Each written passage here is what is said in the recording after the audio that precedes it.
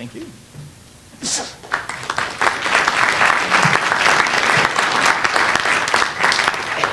Well, good morning, everyone. And I think I can start this conference by saying 3 words: go, Spurs, go. For those of you that didn't stay up that late, they won last night by 3 points, so they swept the LA Clippers and on to another series of games. What I'd like to talk to you about is what we do here there in San Antonio, water efficiency, conservation, and demand reduction. I think it really takes all 3 to have a very good type of water availability for your consumers, and I think we do all those very well. But first of all, I want to tell you a little bit about San Antonio Water System. About 1,900 employees, revenues of about almost $500 million. Right before we took over Barrett, the legislature passed a bill that allowed the Barrett Water District residents to vote on whether or not to dissolve themselves and allow San Antonio Water System to take them over. Before that, San Antonio Water System was actually a larger wastewater company than it was a water company, but with the addition of Barrett, you'll see that we have 453,000 water connections and about 400,000 wastewater connections. What we essentially did in San Antonio is take over a water utility the size of Corpus Christi or Waco. That was done almost overnight because there was not a lot of planning allowed, because essentially it was an election by the voters, so we didn't know how it was going to go, but we're able to do that. We're right in the middle of integrating that system into ours, so that's a big challenge for a lot of our employees. We now serve over 1.6 million people in Atascosa, Medina counties, but the majority of it is there in Bexar County. We like to consider ourselves water's most resourceful city. We have, I believe, the #1 water conservation program, not just in Texas, but the entire nation. The largest direct recycled water system, aquifer storage and recovery system that I'll talk to you more about later on. And our mission is sustainable, affordable water services. And so that really guides what we do there at SAWS, and want to do that for the benefit of our customers and our employees and our city. Our conservation and water sustainability programs have been very successful, and we were, in the drought year of 2011, recognized by NPR, National Geographic, and USA Today. So we got the word out that what we were doing in San Antonio was really working, and hopefully is a model for a lot of other water utilities. We have a unique situation here in San Antonio. Majority of the water that we get is from the Edwards Aquifer, and that is a unique geological source of water. Millions and millions of gallons right under our feet, but it's highly regulated by the state of Texas. Legislation that was passed back in the 1990s, that oftentimes we're in drought stage conditions where there are cutbacks. The most severe become in the sort of the drought of record scenario, up to 35% cutbacks, and sometimes all the way to 40% cutbacks in your main source of water. So you better have something else to rely on if you ever get into that situation. And so what we're doing there is getting additional supplies, and always with the understanding and the recognition that conservation is the cheapest source of an additional water supplies, but you still need to bring some more in. And we do all this in a very precarious situation. If you look back at the last 5 years or so, you know that since 2007 we've had a series of very, very wet years and very, very dry years. 2011, last year, was the single driest year in Texas recorded history. Up until about the October-November time frame, we had only 7.6 inches of rain. And so you have to do this. You have to run that utility during these extremes. 2008 and 2009 were some of the driest years, followed by record rains in 2011, 2010, and then of course 2011, as I mentioned. 2012 in San Antonio, we've been kind of fortunate, somewhat dry, but the rains that we have gotten have been very, very timely. Right around the time that we declared drought stage 1 or 2, we've had some very good rains, and so that has helped out. Our aquifer levels are higher at this point than they were last year, so it looks like we'll get through the summer without any kind of serious drought restrictions, although we probably will have some, but not the serious kind.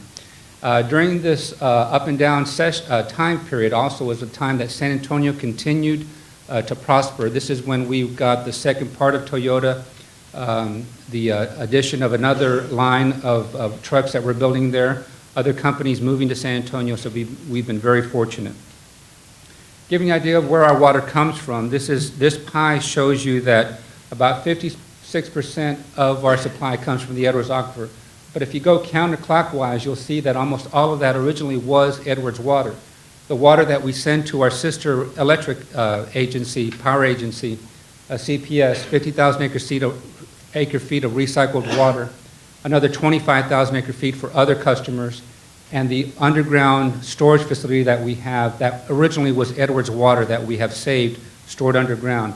So the alternate sources, the true diversity, are the Canyon Lake, Regional Carrizo, Local Carrizo, and the Trinity Aquifer. Those collectively are our supplies. So the use of the Edwards Aquifer, you'll see, is very, very important for San Antonio. But the fresh water supply, we've seen shrink as we continue to diversify our supplies. Water conservation, that famous three-legged stool.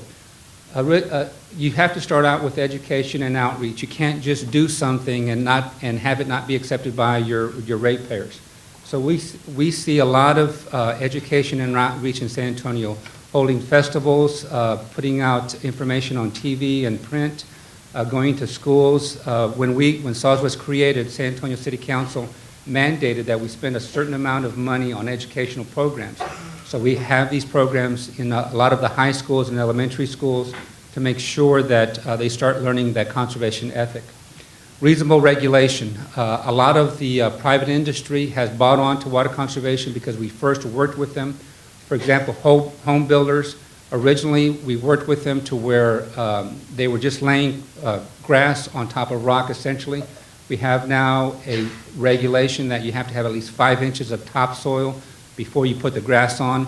That was first put in as an agreement with the home builders. They got to have some rebates involved in that. Now it's a city ordinance. You also have to be willing to spend some money on water conservation, and we have a very good program where we have water conservation programs that do demand and get the type of attention that they need as far as funding from our Board of Trustees and our City Council. These are some of our water conservation programs. You'll see that it's not just that traditional educating the third graders to tell their parents to turn off the water when they're brushing their teeth, but some very, very innovative rebates, water conservation programs. We retrofit not just schools, but entire school districts. Our toilet, and that's retrofitting of toilets, of other water fixtures. Our famous toilet program, you'll see some communities where they will give you a voucher. You go buy your toilet and you ask for a voucher and you get a rebate, or you pick up a voucher at the utility. In San Antonio, we essentially give those toilets away. And if you can't come to our facility because you don't have a truck or you don't have transportation, we'll deliver it to you. If you can't afford to install it, we have a program, Plumbers to People, where we will pay for that installation.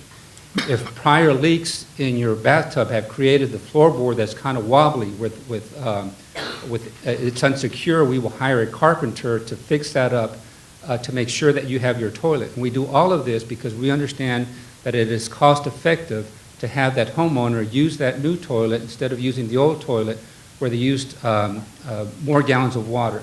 And you'll see these, for example, commercial certification, commercial rebates, where, for example, we're sitting in an AT&T center.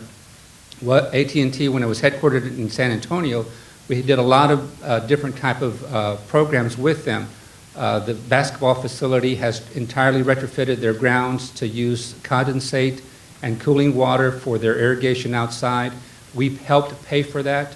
Essentially, what we've told our community is, unlike Wall Street, our business model at San Antonio Water System is to convince our customers to buy less of our water, less of our product. So you can imagine that kind of business philosophy where you can say that.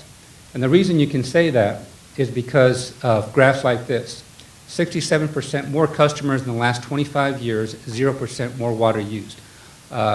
You talk about sustainability, talk about getting that flat line of use. So over 25 years, we've grown 67% more customers, 0% more water used. And if we had not had that water conservation, we would have needed an additional 121,000 acre feet of water for that growth.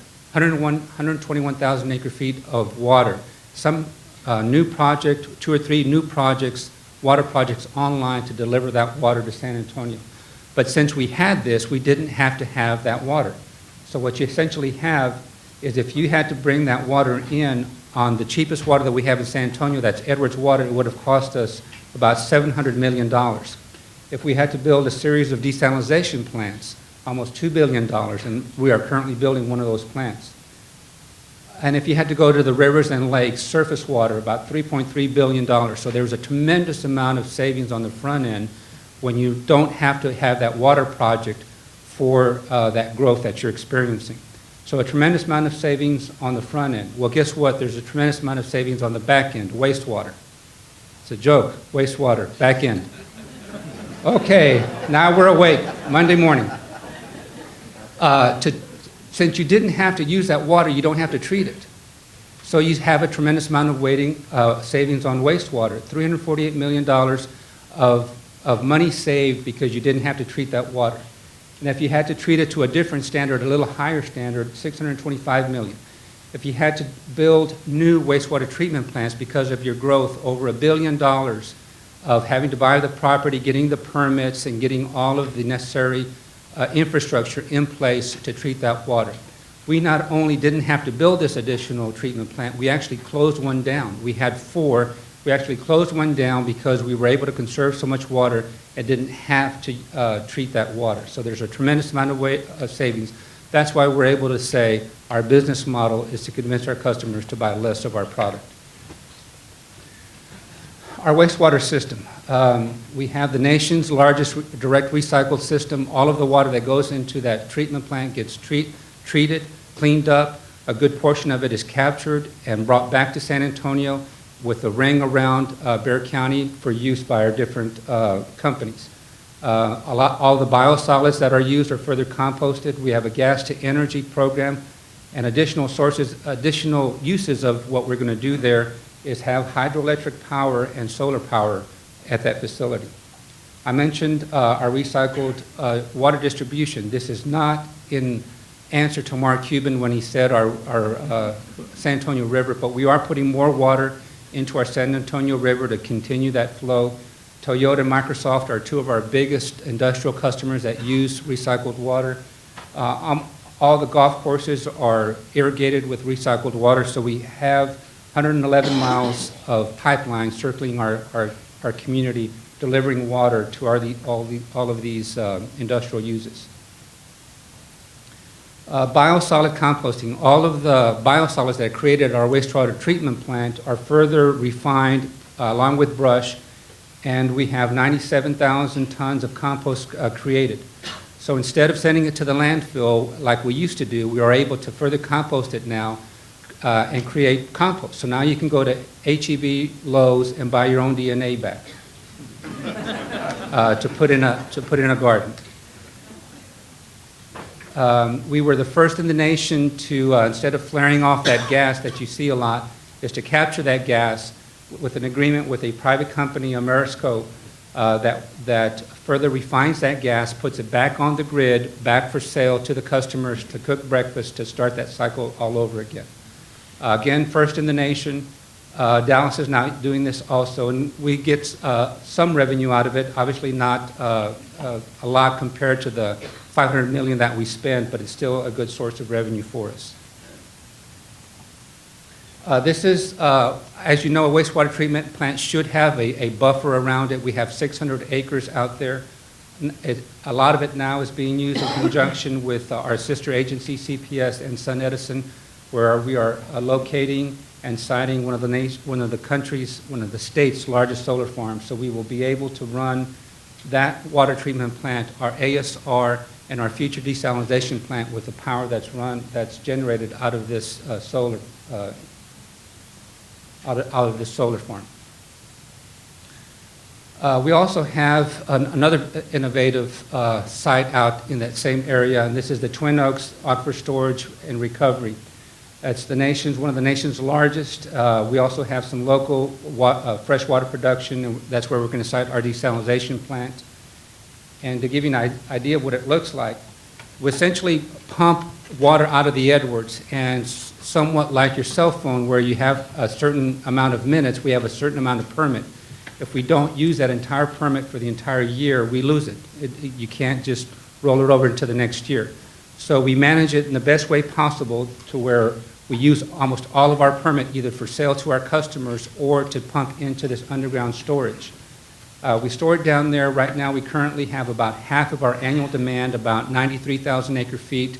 We reverse the flow, bring it back up during drought conditions, during high demand times. And in that same site, we also have freshwater production. As I mentioned, we're going to have our desalination plant that gets water out of the Wilcox Aquifer, which is the Brackish Aquifer, also there in southern Bexar County. And the unique thing about this also is that after we built all this, we were able to lease the property back to its original owner for his continued use as a little farming operation, a little ranch operation. So when you go out there, you'll just see prairie land with some cows out there. As I mentioned, we have local production there in southern Bexar County, about 1 million gallons per day.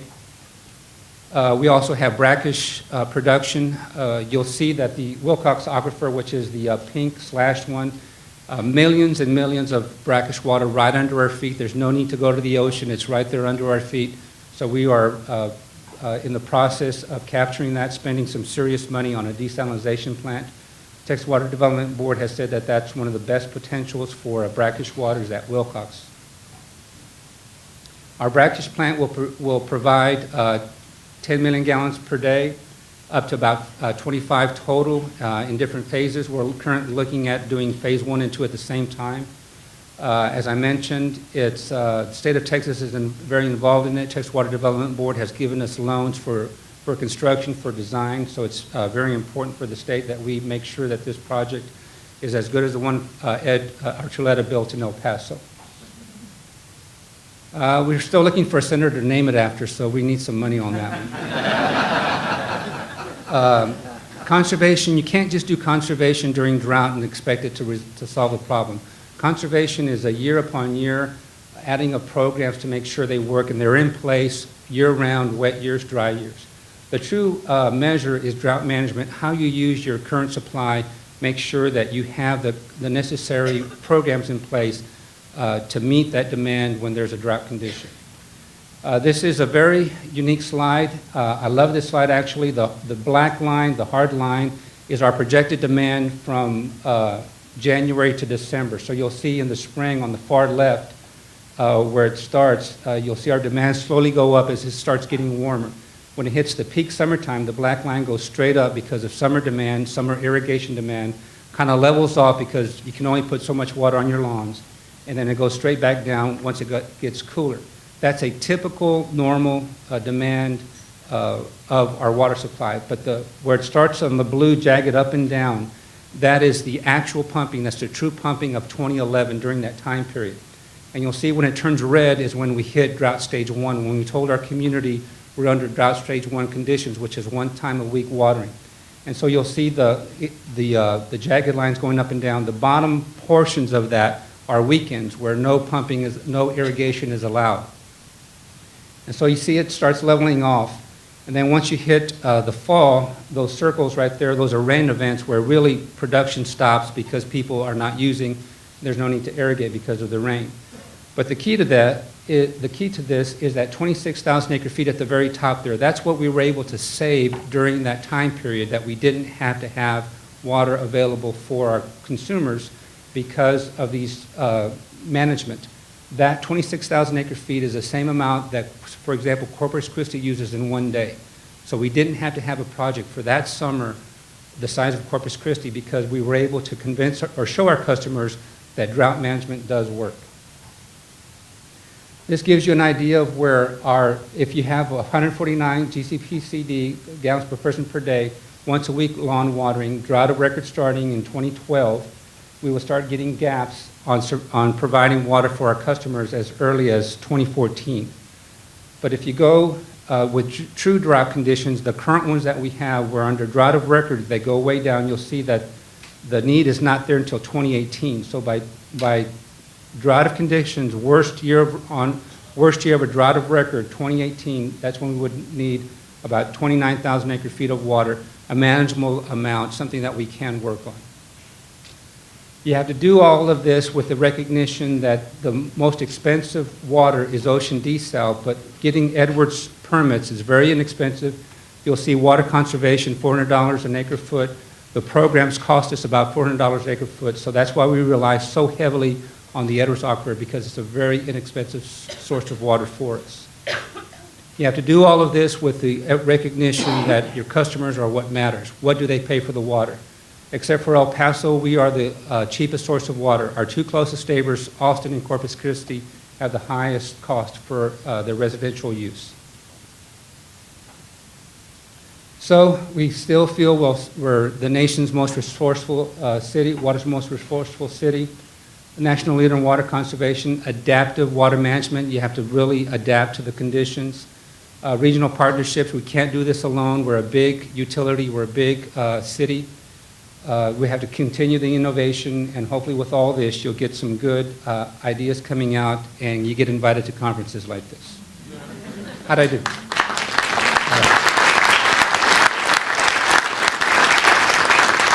Okay, and I think we have some time now for questions.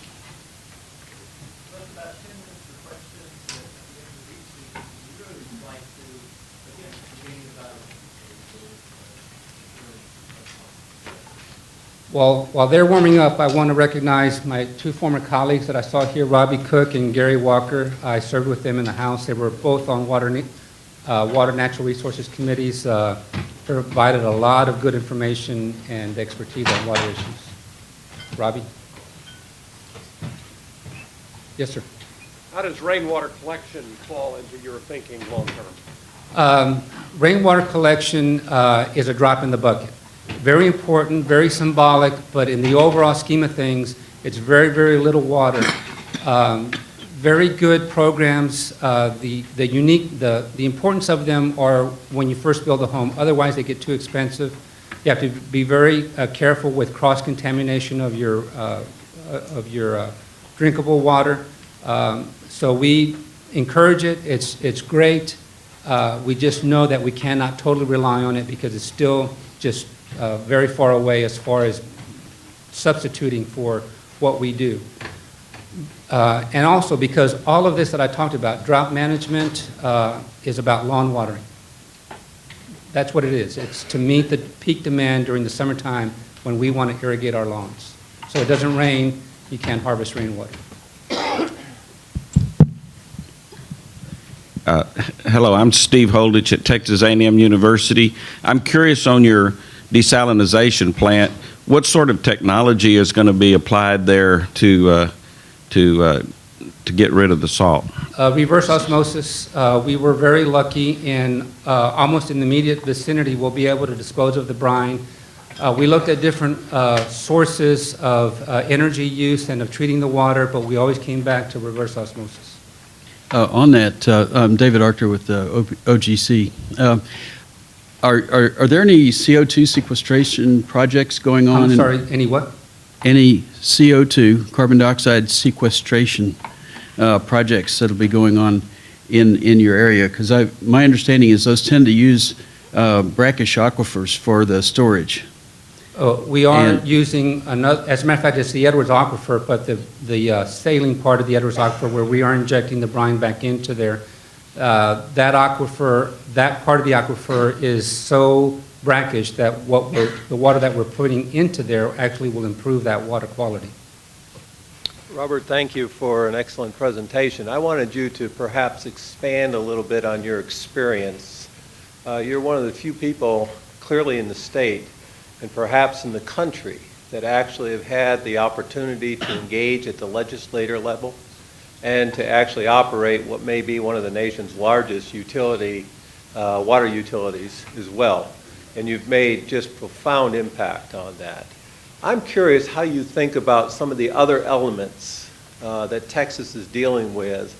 What guidance can you provide to our legislature in terms of really moving Texas as a state forward in terms of addressing some of these issues? How are we going to afford these changes as we look to the future?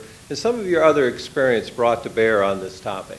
Well, thank you. Well, first of all, running a utility now, I would love to go back to legislature at least one session and undo the stuff that I did or do more of what I did, because it does tie your hands a lot.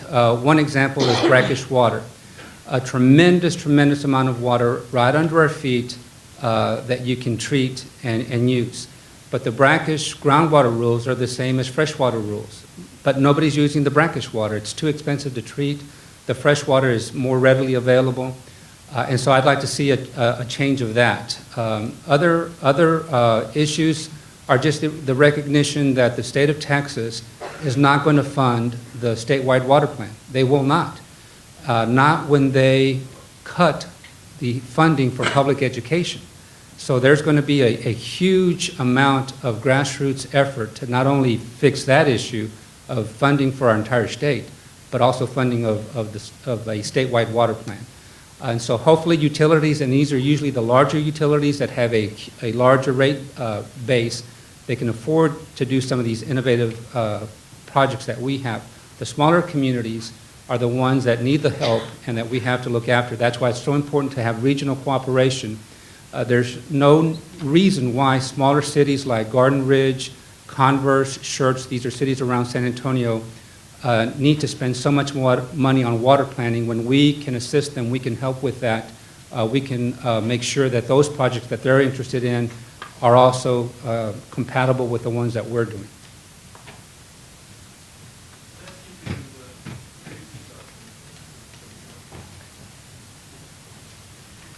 My name is Mary McAllister.